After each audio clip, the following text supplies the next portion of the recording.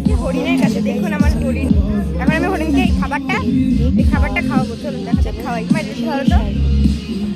আমার ভাইয়া খাওয়ানো শুরু করে আমার ভাই খাওয়াচ্ছে পাতা, আমি খাওয়াবো আচার। খাওয়াবো আচার, ও খেয়েছে পাতা।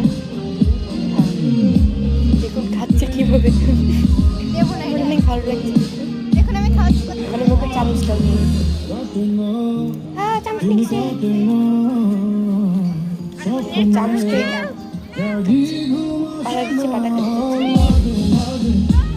চেষ্টা করছি। তারপরে আমার তাও চামচ